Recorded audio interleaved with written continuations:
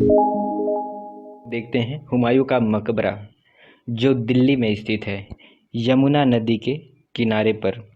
जो आज तो थोड़ी दूरी पे हो गई है, लेकिन जब बना था तब ये यमुना नदी के किनारे पर ही हुआ करता था। 1993 में इसको विश्व धरोहर स्थल भी घोषित किया जा चुका है।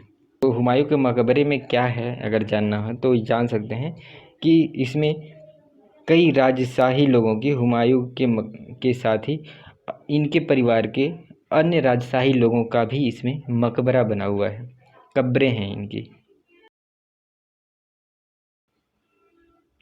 इसके अतिरिक्त हम लोग ये भी देखना इम्पॉर्टेंट हो जाता है कि यह जो हुमायूं का मकबरा है, यह चारबाग शैली का पहला उदाहरण है। भारत में चारबाग शैली पर बना भारत का मुग़ल स्टाइल का पहला उदाहरण है। ठीक है, मुग़ल वास्तुकला का भी प्रथम उदाहरण है और चारबाग शैली का भी एक प्रथम उदाहरण है। और अगर किसी को समझना है कि चारबाग क्या है, तो देखिए यहाँ पे मकबरा है हुमायूं का।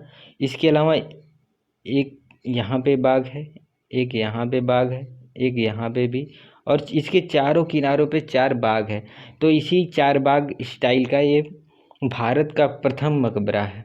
इसके पहले इस तरह का भारत में कोई भी मकबरा नहीं पाया गया है। इसकी शुरुआत भारत में बाबर ने की थी, लेकिन जिसका भारत में अगर कह की जाए कि प्रथम उदाहरण कौन सा है, तो यही हुमायूं का मकबरा यहाँ का प्रथम उदाहरण है, भारत का प्रथम उदाहरण। चलिए अब देख लेते हैं। इस मकबरे का जो निर्माण हुआ था वो हमीदा बानो बेगम ने करवाया था, जो हुमायूं की विधवा थी। ठीक है, हमीदा बानो बेगम ने करवाया था। और इसके वास्तुकार जो थे मिराक मिर्ज़ा ग्यास थे।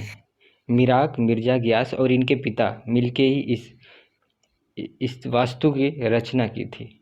समय क्या है, 1565 से 1572, और कहीं कहीं पे 1571 का भी समय आता है, तो ये भी देख लेंगे। 1571 भी और 1572 भी समय आता है, तो दोनों में कोई एक समय हो सकता है। लेकिन माना जाता है कि लगभग ये 8 वर्षों में बना था। और किस चीज़ से बना है, तो यह जो है लाल बलुए पत्थर का इससे ज़्यादा और कहीं भी प्रयोग नहीं हुआ है। सबसे ज़्यादा अगर लाल बलुए पत्थर का कहीं प्रयोग हुआ है तो इसी मकबरे में प्रयोग हुआ है, हुमायूं के मकबरे में, जो दिल्ली में स्थित है। 1993 में इसे विश्व धरोहर भी घोषित किया जा चुका है। इस हुमायूं के मकबरे को बनाने के लिए उस समय 15 लाख रुपए खर्च आए थे।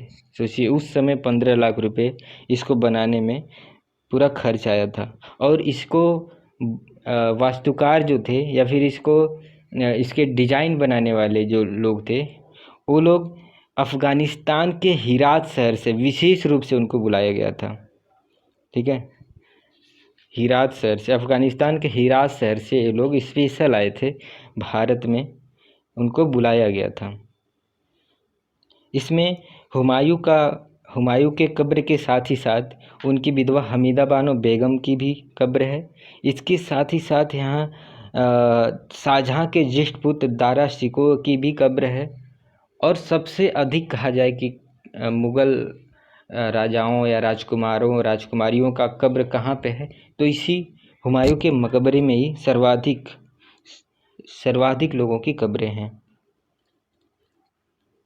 और इस तरह के ये जो चारबाग स्टाइल की जो इसकी रचना है, जो चारबाग स्टाइल की जो रचना इसमें दी गई है, जन्नत में इस तरीके के समझ लीजिए कि उद्यान थे या बागान होते हैं, उसी तरीके की कुछ कल्पना करके चारबाग स्टाइल का जन्म हुआ है। जन्नत में कुछ इस तरीके के ही बागानों की चर्चा की गई है। धन्यवाद।